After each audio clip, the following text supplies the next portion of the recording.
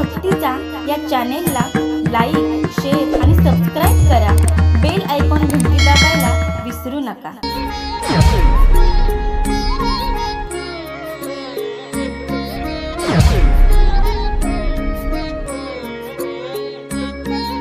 ब्रह्मभूत प्रसन्नात्मा न शोचति न कांक्षति समसर्वेषु भूतेषु मद्भक्ति लभते पराम. नमो विष्णुपादाय कृष्णप्रेष्ठाय भूतले श्रीमते लोकनाथ स्वामिनीति नामिने. नमो विष्णुपादाय कृष्णप्रेष्ठाय भूतले श्रीमते भक्तिवेदांत स्वामिनीति नामिने. नमस्ते सरस्वते देवे गौरवाणी प्रचारिणे निर्विशेष शून्यवादी पाश्चात्य देशतारि. ओम अज्ञानतिमिरान्धस्य ज्ञानाञ्जनशलाकया चक्षुरुन्मीलितं येन तस्मै श्रीगुरुवे नमः. वाञ्छाकल्पतरुभ्यश्च कृपासिन्धुभ्येव च पतितानां पावनेभ्यो वैष्णवेभ्यो नमो नमः. ओम नमो भगवते वासुदेवाय. ओम नमो भगवते वासुदेवाय. ओम नमो भगवते वासुदेवाय. नारायणं नमस्कृत्यं नरं चैव नरोत्तमं देवीं सरस्वतीं व्यासं ततो जयमुदीरयेत्. नष्टप्रायेषु अभद्रेषु नित्यं भागवत सेवया भगवती उत्तमश्लोके भक्तिर्भवति नैष्टकी. नमः पंकजनाभाय नमः पंकजमालिने नमः पंकजनेत्राय नमस्ते पंकजांग्रे. मुखं करोति वाचालं पंगुं लंघयते गिरिं यत्कृपातमहं वन्दे परमानन्दमाधवं. सर्वमङ्गलमाङ्गल्ये शिवे सर्वार्थसाधिके शरण्ये त्र्यम्बके गौरी नारायणी नमोस्तुते. महायोगपीठे तटे भीमरत्यां वरं पुण्डरीकाय दातुं मुनीन्द्रे समागत्य तिष्ठन्तमानन्दकन्दं परब्रह्मलिंगं भजे पांडुरंगम. हरे कृष्ण. जगद्गुरु संत तुकाराम महाराज विजय निमित्त सुरू असलेला हा अखंड हरिनाम सप्ताह नाम यज्ञ संत ज्ञानेश्वर सेवा मंडळाच्या वतीने आयोजित केलेला हा कार्यक्रम गेली 35 वर्ष अविरतपणे हा कार्यक्रम चालू आहे. खरंच या मंडळाला द्यावे तेवढे धन्यवाद थोडेच आहेत, कारण गेली 35 वर्ष हे लोक ह्या भगवंताच्या नामस्मरणाचा भगवंताच्या नामाचा प्रचार प्रसार करण्याचं कार्य करत आहे आणि याच्या माध्यमातून अनेक लोक या भक्ती मार्गामध्ये जुळत आहेत. जगद्गुरु संत तुकाराम महाराजांच्या वैकुंठ गमन सोहळ्यानिमित्त हा कार्यक्रम आयोजित केला जातो आणि ह्या वर्षीचा पर्वकाळ असा आहे, आपणा सर्वांना माहीत आहे की ह्या वर्षी जगद्गुरु संत तुकोबारायांचा त्रिशतकोत्तरी वैकुंठ गमन सोहळा अमृत महोत्सव जो बीजोत्सव झाला तो याच पर्वकाळामध्ये झाला. त्याचबरोबर या अखंड हरिनाम सप्ताहातील दुसरा पर्वकाळ म्हणजे शांतीब्रह्म नाथ महाराजांची षष्टी. नाथ महाराजांच्या बद्दल जर बोलायचं झालं तर पहा, भगवद्गीतेत एक श्लोक आहे की श्रेयो हि ज्ञानम अभ्यासात ज्ञानात ध्यानम विशिष्यते ध्यानात कर्मफल त्यागम त्यागात शांती अनंतरम. म्हणजे अभ्यासामध्ये आपण विचार केला तर अभ्यासापेक्षा ज्ञान श्रेष्ठ आहे. श्रेयो हि ज्ञानम अभ्यासात ज्ञानम ध्यान विशिष्यते ज्ञानापेक्षा ध्यान श्रेष्ठ आहे, ध्यानापेक्षा कर्मफलाचा त्याग श्रेष्ठ आहे आणि त्यागापेक्षाही काय श्रेष्ठ आहे तर शांती श्रेष्ठ आहे.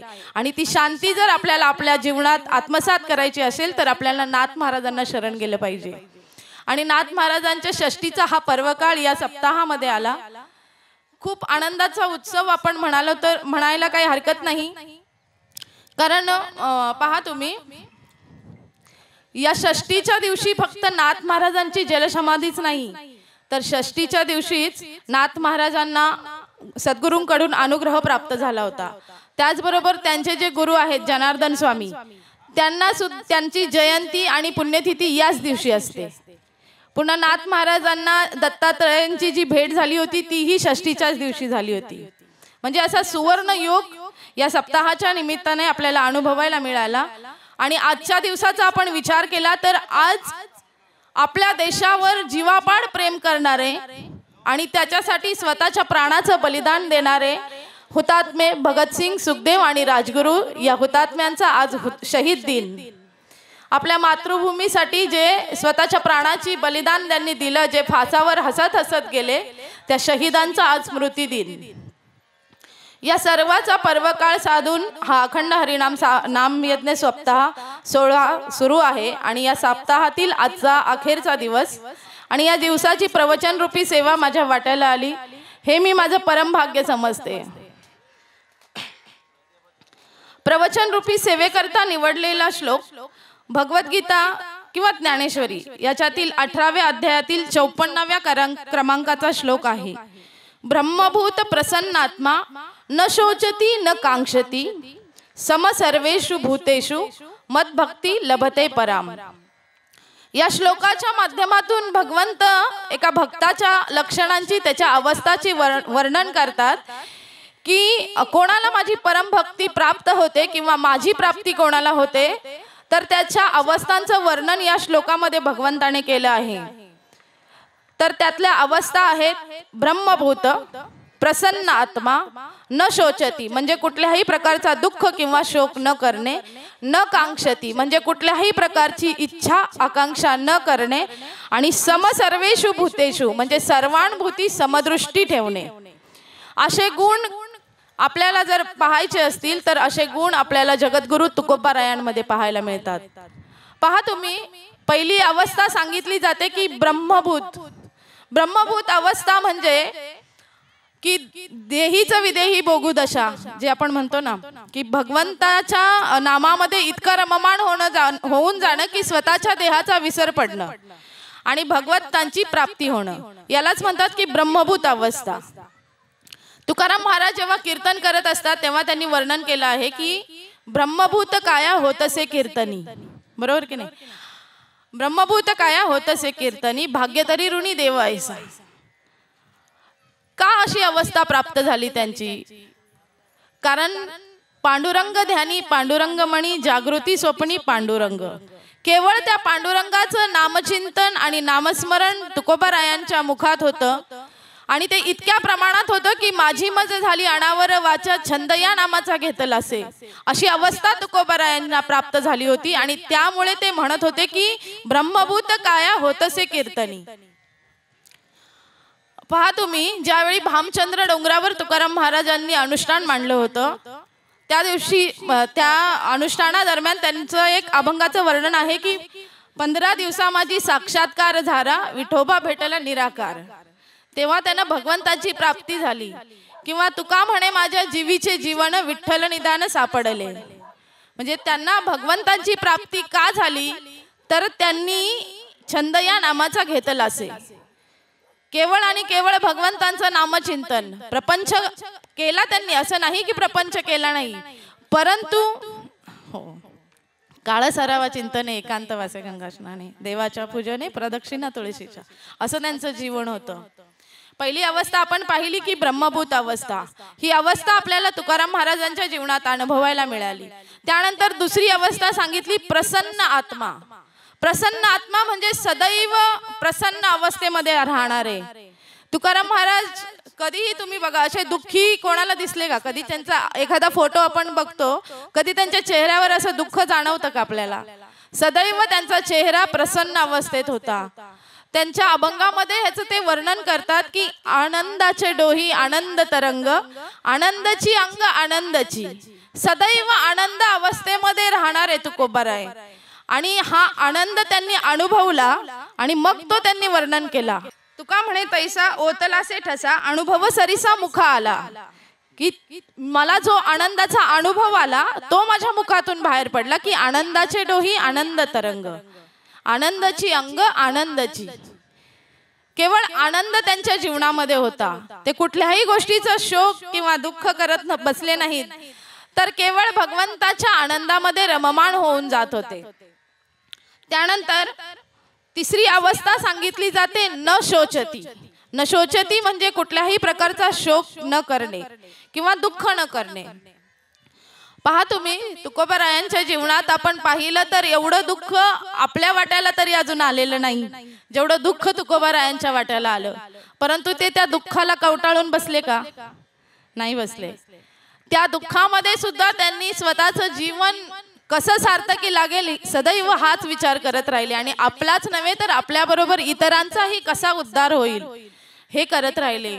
तुकाराम महाराजांच्या जीवनातला आपण एक प्रसंग बघितला तर जेव्हा दुष्काळ पडला होता तेव्हा तुकाराम महाराजांच्या घरची दशा इतकी दयनीय झाली होती की घरात अन्न खायला मिळत नव्हतं.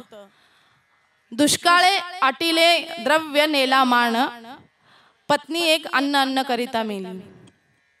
अशी अवस्था तुकाराम महाराजांची होती की घरामध्ये अन्नाचा कणही नव्हता, आणि शेवटी त्यांची पत्नी अन्न अन्न करत मरण पावली. पत्नी मेल्याच्या नंतर त्यांची 3 मुलं जी होती तीही तिच्या पाठोपाठ मरण पावली. घराची अगदी दयनीय अवस्था झाली. तरी सुद्धा अशा अवस्थेत तुकाराम महाराज डगमगले नाहीत किंवा दुःखाला कवटाळून बसले नाहीत. उलट ते म्हणाले की बरे झाले देवा निघाले दिवाळे, बरे या दुष्काळे पीडा गेली. आणि जेव्हा अन्न खायला मिळत नव्हतं त्यावेळी तुकाराम महाराज म्हणत होते की तुका म्हणे बरे व्रत एकादशी करू उपवाशी जागरण, की बरं झालं देवा आज मला अन्न खायला मिळालं नाही किंवा माझ्या कुटुंबाला मिळालं नाही. अन्न न मिळाल्यामुळे काय झालं तर आम्हाला एकादशी व्रत घडलं, आणि एकादशी व्रत घडलं. नुसतं व्रतच घडलं नाही तर पोटात अन्नाचा कण नसल्यामुळे रात्रभर झोपही लागली नाही, आणि ती झोप न लागल्यामुळे काय झालं की रात्रभर ते जागरण माझ्या हातून घडलं.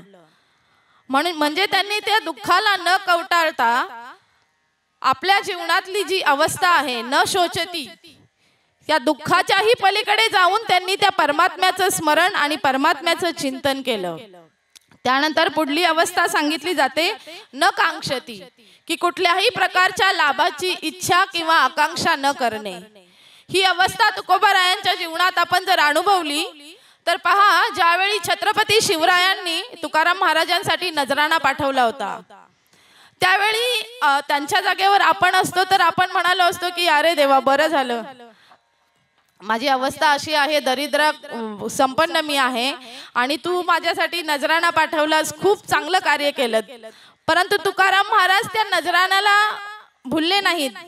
उलट ते काय म्हणाले, ज्यावेळी शिवाजी महाराजांचे सेवक ते नजराणा घेऊन आले त्यावेळी त्यांनी सांगितलं तुकाराम महाराजांनी की तुमचे येर वित्त धन ते मज मृतिके समान, की हे सोनं आमच्यासाठी मातीमोल आहे, याचा आमच्या जीवनात काय उपयोग.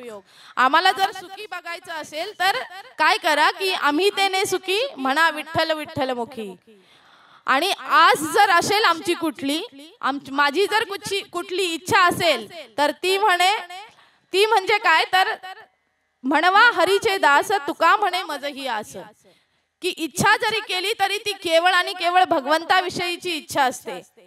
परंतु आपल्या इच्छा ह्या भौतिक असतात, आपण तेवढ्या पात्रतेचं होऊ शकत नाही. परंतु अशी अवस्था आपल्याही जीवनात येऊ शकते. ती केव्हा येऊ शकते, जर आपण या साधू संतांनी दाखवलेल्या मार्गावर चाललो, त्यांच्या मार्गाचं अनुगमन केलं तरच आपल्या जीवनातही तशी अवस्था प्राप्त होऊ शकते. त्यानंतर पुढली अवस्था सांगितली जाते समसर्वेषु भूतेषु. समसर्वेषु भूतेषु म्हणजे सर्वांभूती समभाव ठेवणं, सर्वांभूती समदृष्टी असणं किंवा सर्वांवर सारखीच कृपा करणं. असे अनेक प्रसंग तुकाराम महाराजांच्या जीवनामध्ये आपल्याला पाहायला मिळतील. पहा, एक वेळ भगवंतांच्या मनामध्ये द्वैत अद्वैत असतं किंवा 2 भावना असू शकतात. परंतु संत मात्र सर्वानुभूती सुहृदय असतात. ते कोणामध्ये भेदभाव करत नाही. भगवंत तरी भक्ता राखी पायापाशी दुर्जनाशी संवारी किंवा परित्राणाय साधूनाम विनाशाय च दुष्कृष्काम धर्म संस्थापनार्थाय संभवामी युगे युगे. परंतु साधू संत मात्र कधीच भक्त आणि अभक्त यामध्ये भेदभाव मानत नाहीत. ते सर्वानुभूती समभाव असतात. भगवद्गीतेमध्ये एक श्लोक सांगितला जातो की सुहृद मित्र अरी उदासीन मध्यस्थो द्वेष बंधुषु साधुषु अपीच पापेषु समबुद्धीर विशिष्यते. म्हणजे सुहृद म्हणजे सर्वानुभूती समभाव असणारे. मग तो मित्र असू देत, अरी म्हणजे शत्रू असू देत, उदासीन असू देत, मध्यस्थ असू देत, आपला द्वेषी किंवा आपला वैरी असू देत, आपला बंधू असू देत, किंवा मग साधू असू देत किंवा एखादा पापी असू देत. सर्वानुभूती समदृष्टी असणारे केवळ संत आपल्याला बघायला मिळतात. आणि माऊली सुद्धा या संतांचं वर्णन करत असताना म्हणतात की जयाचे नाव तीर्थ राहो, दर्शने प्रशस्तीशी ठावो, जयाचे नि अंगे संगे समभावो, ब्रह्मभावो भ्रांतासी. की संतांच्या संगतीत गेल्यानंतर काय होतं आणि संत म्हणजे कोण याचं वर्णन माऊली आपल्याला सांगतात. त्याचबरोबर माऊली पुढे जाऊन म्हणतात की विपाय जरी आठवले चित्ता तरी दे आपुली योग्यता. की एखाद्यामध्ये कितीही दुर्गुण असले तरी सुद्धा संत त्या दुर्गुणांकडे न बघता आपल्यासारखे त्यांना करून घेतात. आपणासारखे करीती तात्काळ नाही काळ वेळ तया लागी. असे सुहृदय संत असतात जे सर्वानुभूती समदृष्टीने बघत असतात, सर्वांवर सारखीच कृपा करत असतात. आणि तुकाराम महाराजांच्या जीवनातला आपण प्रसंग बघितला तर ज्यावेळी तुकाराम महाराज लोहगाव मध्ये कीर्तनासाठी जात त्यावेळी संपूर्ण गावातील लोक तुकाराम महाराजांच्या कीर्तनासाठी येत असत. परंतु शिवबा कासार नावाचा एक व्यापारी होता, तो मात्र कधीही कीर्तनाला येत नसे. परंतु तुकाराम महाराजांना वाटायचं की मी या शिवबा कासाराचा आणि या कुटुंबाचा उद्धार कसा करेल, याचं सुद्धा कल्याण झालं पाहिजे. मग एक दिवशी काय होतं की तुकाराम महाराजांकडे एक ब्राह्मण येतो आणि सांगतो की महाराज, माझ्यावर 10,000 रुपयांचं कर्ज झालंय, ते फेडण्यासाठी तुम्ही मला मदत करा, काहीतरी मदत करा. म्हणून तो या आशेने तुकाराम महाराजांना शरण जातो. त्यावेळी तुकाराम महाराज सांगतात की आता ही सुवर्ण संधी आहे शिवबा कासाराचं कल्याण करण्याची. मग काय होतं, तुकाराम महाराज त्या ब्राह्मणाला सांगतात की तू काय कर, या गावामध्ये शिवबा कासार नावाचा एक व्यक्ती आहे, त्याच्याकडे जा आणि तुझी जी काही आपत्ती आहे ती त्याच्या समोर व्यक्त कर, तो तुला नक्कीच मदत करेल. ठरल्याप्रमाणे ब्राह्मण शिवबा कासारांच्या घरी गेला. त्याने आपली परिस्थिती त्यांना सांगितली की माझी परिस्थिती अशी आहे, माझ्यावर 10,000 रुपयांचं कर्ज आहे आणि तुकाराम महाराजांनी मला तुमच्याकडे पाठवलं आहे, तर मला काहीतरी मदतीची अपेक्षा आहे, तुम्ही मला काहीतरी मदत करा. तर त्यावेळी त्या कासाराने काय केलं, 2 डब्बू पैसे त्या काळात होते, ते 2 डब्बू पैसे त्या ब्राह्मणाला दिले. ते 2 डब्बू पैसे घेऊन तो ब्राह्मण परत तुकाराम महाराजांकडे आल्यानंतर तुकाराम महाराजांना त्यांनी सांगितलं की मला त्या शिवबा कासाराने 2 डब्बू पैसे दिले म्हणून, पण ह्या 2 डब्बू पैशामध्ये माझं 10,000चं कर्ज कसं फिटेल. मग तुकाराम महाराजांनी त्याला सांगितलं की समोर एक दगड पडलेला आहे, तो दगड उचलून आण. तो दगड उचलून आणल्यानंतर तुकाराम महाराजांनी तो दगड त्या पैशांना स्पर्श करतात, त्या दगडाचा स्पर्श त्या पैशांना होताच त्या 2 डब्बू पैशाचं सोन्यात रूपांतर झालं. आणि मग ही वार्ता शिवबा कासाराच्या कानावर गेली की तुकाराम महाराजांकडे परीस आहे आणि त्या परिसामुळे आपल्याला हवं तेवढं सोनं मिळू शकतं. मग या लोभाच्या आशेने तो तुकाराम महाराजांना शरण गेला, त्यांच्या कीर्तनाला येऊ लागला.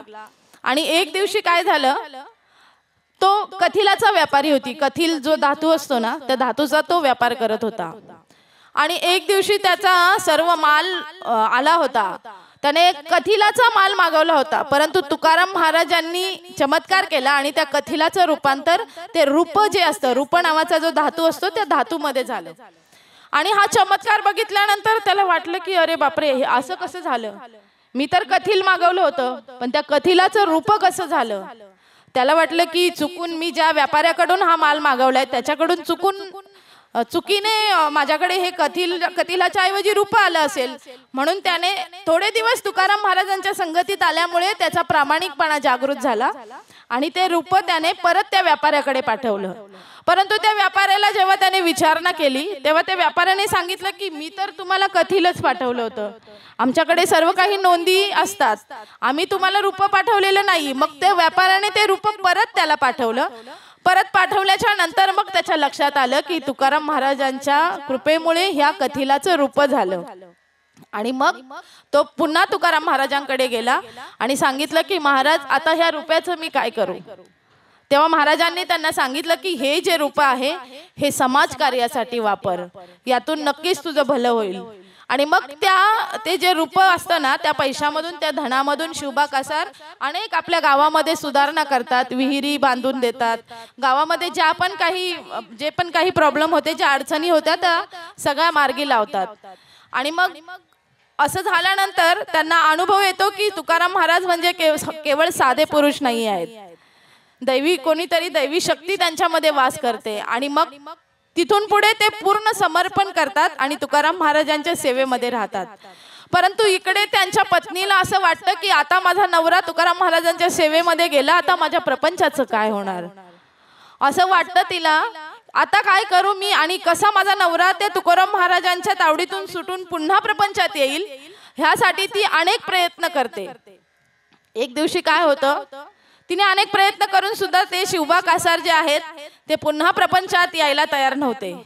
आणि मग एक दिवशी काय होतं, ती पत्नी काय करते, शिवबा कासार कुठेतरी बाहेर गेलेले असतात आणि ती तुकाराम महाराजांना सांगते की महाराज आज तुम्ही आमच्या घरी भोजनासाठी यावं.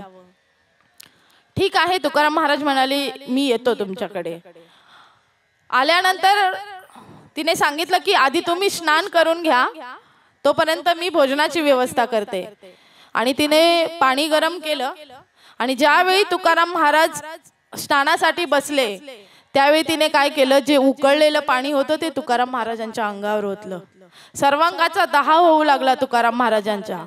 तुकाराम महाराज म्हणू लागले, जळे माझी काया लागला ओनवा, जळे माझी काया लागला ओनवा, धावरे केशवा माय बापा, ओ धावरे केशवा माय बापा, जळे माझी काया लागला ओनवा, जळे माझी काया लागला ओनवा, धावरे केशवा माय बापा, माय बापा, धावरे केशवा माय बापा. तुकाराम महाराज म्हणू लागले की हे भगवंता धाव, आता माझ्या सर्वांगाचा दाह होतोय, माझी काया पूर्णपणे जळून गेली. आणि ज्यावेळी तुकाराम महाराजांनी भगवंताच्या नामाचा धावा घेतला आणि भगवंताच्या नामस्मरण चालू केलं त्यावेळी संपूर्ण काया तुकाराम महाराजांची परत पूर्ववत झाली आणि सर्वांगाचा दाह जो होता तो एकदम शांत झाला. ते बघितल्यानंतर तिला खूप आश्चर्य वाटलं, तरी सुद्धा ती एवढं करून सुद्धा ती थांबली नाही. तिने काय केलं, तुकाराम महाराजांना भोजनासाठी बसवलं आणि त्या भोजनामध्ये विष कालवलं आणि ते तुकाराम महाराजांना खायला दिलं. परंतु तुकाराम महाराज नामस्मरणामध्ये इतके दंग होते की त्या विषाचा सुद्धा त्यांच्यावर काहीही परिणाम झाला नाही. भोजन ग्रहण केल्यानंतर तुकाराम महाराज पुन्हा आपल्या घरी निघून गेल्यानंतर थोड्याच वेळात शिवबा कासार येतात आपल्या घरी. बघतात तर त्यांच्या पत्नीला जे आहे ना कुष्ठरोग जडलेला असतो आणि तिच्या सर्वांग गलित झालेलं असतं आणि सर्वांगातून रक्त आणि पू बाहेर येत असतो. त्यावेळी ते तिला विचारतात की काय झालं, असं तू काय अपराध केला की तुझ्या सर्वांगातून अशी दुर्गंधी येते आणि तुझं सर्वांग या कुष्ठरोगाने या भवरोगाने भरलेला आहे. त्या हातून कोणाचा तरी निंदा झाली असेल किंवा कोणाच्या तरी महान व्यक्तीची तू अवहेलना केली असेल किंवा कोणाला तरी साधू संताला तू नक्कीच त्रास दिला असेल. खरं सांग मला काय केलंस तू. त्यावेळी ती सांगते की मी तुकाराम महाराजांना बोलवलं होतं आणि मी त्यांना आंघोळीला उकळतं पाणी दिलं, त्यांच्या अंगावर ओतलं, त्यानंतर मी त्यांना विष खाऊ घातलं, परंतु या सगळ्याचा त्यांच्यावर काहीच परिणाम झाला नाही. आणि मग त्यांच्या लक्षात आलं की हिने खूप मोठा अपराध केला आहे. मग ते काय करतात, आता हिला तर तिला चालताही येत नव्हतं, अशी अवस्था होती तिची. मग ते स्वतः गेले तुकाराम महाराजांकडे. गेल्यानंतर रामेश्वर भट्टांना सांगितलं, सगळा घडलेला प्रकार सांगितला, की म्हणाले माझ्या पत्नीच्या हातून असा असा अपराध झाला आहे. आता तुम्ही तुकाराम महाराजांना सांगून काहीतरी उपाय याच्यावर नक्की सांगा मला. त्यावेळी त्यांनी सांगितलं तुकाराम महाराजांना की आता तिच्याकडून तर अपराध झाला आहे, ते शोभा कासार तुम्हाला शरण आले आहेत, तुकाराम महाराज तुम्ही काहीतरी उपाय सांगा. त्यावेळी तुकाराम महाराजांनी सांगितलं की ज्या जागेवर तिने मला स्नानासाठी पाणी दिलं होतं त्या जागेवर जो चिखल जमा झालाय तो चिखल तिच्या सर्वांगाला लावायला सांगा. आणि मग शिवबा कासार घरी येतात, तिथला सगळा चिखल जमा करून तिच्या सर्वांगाला लावतात. आणि तो चिखल तिच्या सर्वांगाला लावल्यानंतर तिच्या सर्वांगाचा जो दाह होता आणि जे रक्त आणि पू बाहेर येत होतं ते सगळं थांबलं आणि तिचा जो कुष्ठरोग होता, जो महारोग होता, तो तात्काळ बरा झाला. म्हणजे पहा तुम्ही, संत सर्वानुभूती समदृष्टी ठेवतात, सर्वांचं कल्याण करतात. ज्या साधू संतांना ज्या साधू संतांना एवढा त्रास सहन करावा लागला, परंतु त्यांनी त्या शिवबा कासाराच्या पत्नीविषयी द्वेष भावना मनामध्ये ठेवली नाही, उलट तिचा उद्धार कसा होईल हेच बघितलं. आणि जेव्हा तिच्या सर्वांगाचा दाह थांबला त्यावेळी ती तुकाराम महाराजांना शरण गेली आणि दोघेही पती पत्नी पूर्ण समर्पण करून तुकाराम महाराजांच्या सेवेमध्ये राहिले. म्हणून संत कसे असतात तर समसर्वेषु भूतेषु. पहा, ज्यावेळी संताजी जगनाडे असतील किंवा निळोबाराय असतील यांच्यासाठी सुद्धा तुकाराम महाराज वैकुंठाहून परत आले. ते तर तुकाराम महाराजांची सेवा करत होते, त्यांच्यासाठी तर ते आलेच, परंतु ज्यांनी त्यांना त्रास दिला त्यांचंही त्यांनी कल्याण केलं. रामेश्वर भट्टांनी काय कमी त्रास दिला तुकाराम महाराजांना? तरी सुद्धा रामेश्वर भट्टांचा तुकाराम महाराजांनी कल्याणच केलं, त्यांचाही उद्धार केला. ज्यावेळी रामेश्वर भट्टांना अनगडशाह फकीराने जो शाप दिला होता की ब्राह्मण डुबते रहो, तेव्हा त्यांच्या सर्वांगाचा जो दाह चाललेला होता तो दाह काही केल्या शांत होत नव्हता. मग ते तुकाराम महाराजांना शरण आले. पहिल्यांदा तुकाराम महाराजांकडे न जाता ते आपली जी ग्रामदेवता आहे नागेश्वर, त्या नागेश्वराला शरण गेले, परंतु त्यांच्या अंगाचा दाह काही शांत होईना. आणि मग त्यांनी सांगितलं, नागेश्वराने त्यांना दृष्टांत दिला की तुम्ही कोणातरी तुमच्या हातून कोणातरी संतांची निंदा घडली आहे, म्हणून तुम्ही साधू संतांना शरण जावा. आता त्यांना वाटलं की तुकाराम महाराजांना शरण जाणं हे, मी तर एवढा दशग्रंथी ब्राह्मण आणि मी तुकाराम महाराजांना शरण जाणं हे योग्य दिसत नाही. मग ते माऊलींना शरण गेले. माऊलींना शरण गेल्यानंतर माऊलींनी सुद्धा त्यांना दृष्टांत देऊन सांगितलं की तुम्ही तुमच्या हातून जगद्गुरु तुकोबाराय जे आहेत त्या तुकोबारायांची, त्याची तुझं काही घडली रे निंदा, त्या तुकोबारायांची तुझ्या हातून काहीतरी निंदा घडली आहे आणि म्हणून हा प्रसंग तुझ्यावर ओढवला आहे. तर तू काय कर, तुकाराम महाराजांना शरण जा. आणि ज्यावेळी रामेश्वर भट्ट तुकाराम महाराजांना शरण येतात त्यावेळी ते स्वतः त्यांच्याकडे जात नाही, तर त्यांच्या शिष्यांना पाठवतात. शिष्यांना पाठवल्यानंतर शिष्य तुकाराम महाराजांना सर्व घडलेला प्रसंग सांगतात की रामेश्वर भट्टांमुळे तुम्हाला तुमच्या गाथा बुडवाव्या लागल्या, परंतु भगवंताने त्यांची शिक्षा त्यांना दिली आहे आणि त्यांच्या सर्वांगाचा दाह होत आहे. तुम्ही काहीतरी करा आणि त्यांच्या सर्वांगाचा जो दाह चाललेला आहे तो थांबवा. त्यावेळी तुकाराम महाराज एक पत्रामध्ये अभंग लिहून पाठवतात. चित्त शुद्ध तरी शत्रू मित्र होती, व्याघ्रहीन खाती सर्पतया. आणि त्याच अभंगामध्ये तिसरं चरण आहे, दुःख ते देईल सर्व सुख फळ, होतील शीतल अग्निज्वाळा. आणि हे चरण ज्यावेळी त्या रामेश्वर भट्टांनी वाचल्या क्षणिक त्यांच्या सर्वांगाचा जो चाललेला दाह होता तो शांत झाला. आणि मग त्यावेळी रामेश्वर भट्ट तुकाराम महाराजांना शरण आले आणि संपूर्ण शरणागती त्यांनी पत्कारली. म्हणजे पहा तुम्ही, संत केवळ आपल्या जे सेवा करतात किंवा जे आपल्याशी प्रेम भावनेने राहतात त्यांच्यावरच कृपा करत नाहीत, तर जे वैर भावनेने राहतात त्यांचा सुद्धा उद्धार करतात आणि त्यांचा सुद्धा कल्याण करतात. आणि आपल्या श्लोकाप्रमाणे या सगळ्या अवस्था आपल्याला जगद्गुरु तुकोबारायांमध्ये बघायला मिळतात. ब्रह्मभूत प्रसन्नात्मा न शोचती न कांक्षती सम सर्वेषु भूतेषु. आणि या अवस्था तुकाराम महाराजांच्या जीवनामध्ये होत्या. म्हणून काय सांगितलं की सम सर्वेषु भूतेषु मदभक्ती लभते पराम. की अशा व्यक्तीला काय होतं की माझी प्राप्त होते, माझी भक्ती जी ज्ञानोत्तर भक्ती ज्याला आपण म्हणतो, जी पराकोटीची भक्ती असते ती त्या व्यक्तीला प्राप्त होते. मग ही साधू संतांनाच होऊ शकते का? आपल्याला नाही होऊ शकत का? तर आपल्यालाही होऊ शकते. परंतु केव्हा होऊ शकते की भगवंत जसं सांगतात की यद्यत आचरती श्रेष्ठ तत्तत एव इतर जना सयत प्रमाणम कुरुते लोकस्तत अनुवर्तते. की एथ वडील जे जे करती तया नाम धर्म ठेविती तेची एर अनुष्ठिती सामान्य जन.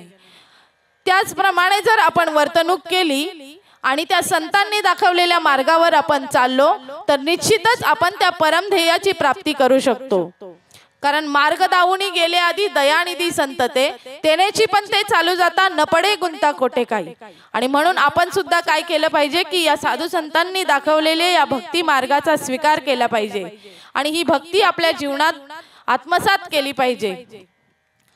आत्ताचा जो वैकुंठ गमन सोहळा झाला, खरंच आपण सर्वजण खूप भाग्यवान आहोत की आपण विश्वमाऊली ज्ञानोबाराय आणि जगद्गुरु संत तुकोबारायांच्या पदस्पर्शाने पावन झालेल्या भूमीत आपण जन्माला आलो. हे आपलं खूप मोठं भाग्य आहे. आणि याच्यापेक्षाही आपलं परम भाग्य काय आहे तर हा जो त्रिशतकोत्तरी अमृत महोत्सव सोहळा आहे तो आपल्याला याची देही याची डोळा अनुभवायला मिळाला. खरंच त्याच्यामुळे आपण सर्वजण खूप भाग्यवान आहोत की या संतांच्या भूमीत आपण जन्माला आलो. आणि म्हणून या संतांनी दाखवलेल्या मार्गाचा आपण स्वीकार केला पाहिजे. काय एवढं संतांनी सांगितलंय आपल्याला? सगळ्यात सोपं भगवंतांचं नाम. इतर साधना तर आपण करू शकत नाही. या कलियुगात इतर साधनांचा विचार केला तर ते आपण करू शकत नाही. परंतु नामस्मरण हे साधन सगळ्यात सोपं आहे आणि ते साधू संतांनी आपल्याला करायला सांगितलं. कारण पहा तुम्ही भागवतात असं वर्णन येतं की कलेर्दोष निदे राजन अस्ति एक महान गुण कीर्तनात एव कृष्णस्य मुक्त संग परम रजेत. की हे कलियुग म्हणजे दोषांचं भांडार आहे, परंतु या कलियुगाचा एक चांगला गुण आहे आणि तो म्हणजे कीर्तनात एव कृष्णस्य. की भगवंताच्या, भगवान कृष्णांच्या, भगवान पांडुरंगाच्या, श्रीरामांच्या, मग ते कोणतंही नाव असू देत, त्या भगवंतांच्या नामाचं तुम्ही चिंतन करा, स्मरण करा, मनन करा. आणि त्यावेळी काय होईल की तुम्हाला नक्कीच भगवंताची प्राप्ती झाल्याशिवाय राहणार नाही. का बरं आपण एवढा सगळा खटाटोप कशासाठी करतो? का सगळेच्या सगळे साधू संत आपल्याला का सांगतात की भगवंतांचं नामस्मरण करा? कारण आपल्या जन्माचा जो मूळ उद्देश आहे तो म्हणजे जन्मलाभ परपुंसा अंते नारायण स्मृती. की ज्यावेळी आपण जन्मभर त्या भगवंताच्या नामाचं चिंतन करू, मनन करू, त्यावेळी अंते नारायण स्मृती, आपला अंतकाळी जे आहे ते भगवंताचं नाम आपल्या मुखात आलं पाहिजे आणि आपला उद्धार झाला पाहिजे. ज्याप्रमाणे तुकाराम महाराज म्हणतात, अंतकाळी ज्याच्या नाम आले मुखा तुका म्हणे सुखा पार नाही. असं जे भगवंतांचं नाम आहे ते आपल्या मुखात येण्यासाठी आपण या साधू संतांची संगती केली पाहिजे. अशा या सप्ताहाच्या कार्यक्रमामध्ये, प्रवचनांमध्ये, हरिपाठामध्ये आपण सहभागी झालं पाहिजे. जमेल तशी भगवंताची, साधू संतांची सेवा केली पाहिजे. आपण नाही भगवंतांची सेवा करू शकत, परंतु भगवंताचे जे दास आहे त्या दासांच्या दासांचे दास बनून जरी आपण सेवा केली तरी ती सेवा जी आहे ती भगवंतांपर्यंत पोहोचली जाते. म्हणून आपण स्वतःला या भक्ती मार्गात लावलं पाहिजे आणि भगवंतांचं नामचिंतन, नामस्मरण केलं पाहिजे. आता पहा तुम्ही, आजचा जो दिवस आहे तो हुतात्मा दिन किंवा शहीद दिन म्हणून साजरा केला जातो. का केला जातो तर जशी भगवंतांवर साधू संतांची निष्ठा होती, श्रद्धा होती, तशीच निष्ठा या शहीदांची आपल्या मातृभूमीवर होती. आणि या मातृभूमीसाठी ते स्वतःच्या प्राणाचीही पर्वा करत नव्हते. ज्यावेळी लाला लजपतराय यांनी ब्रिटिशांच्या विरोधात आंदोलन केलं होतं, त्या आंदोलनावर ब्रिटिशांनी खूप मोठा असा लाठीचार्ज केला होता आणि त्या गोळीबार आणि लाठीचार्ज केलेला आणि त्यामध्ये लाला लजपतराय यांचा मृत्यू झाला.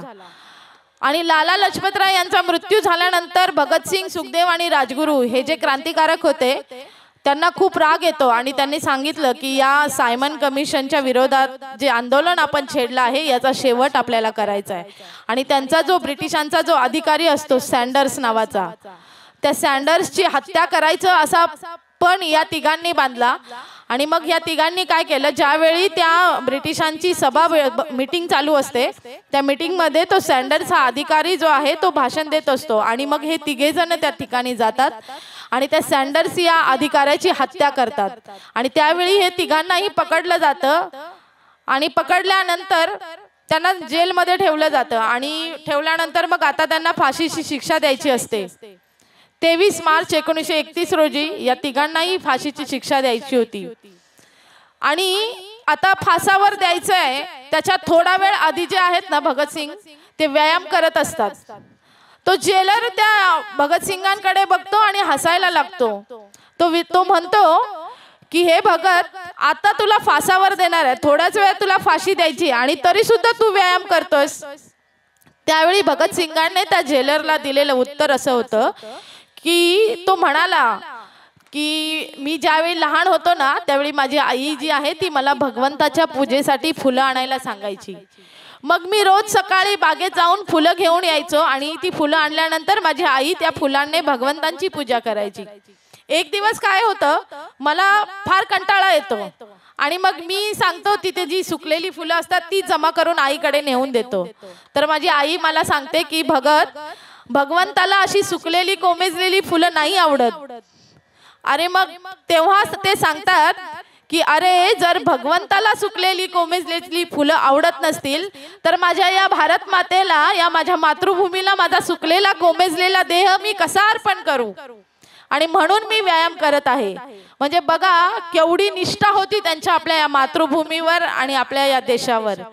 आणि असं म्हणून भगतसिंग आणि सुखदेव आणि राजगुरू हसत हसत फासावर जातात आणि त्यांच्या स्मृतीला अभिवादन म्हणून आज आपण हा शहीद दिन साजरा करतो.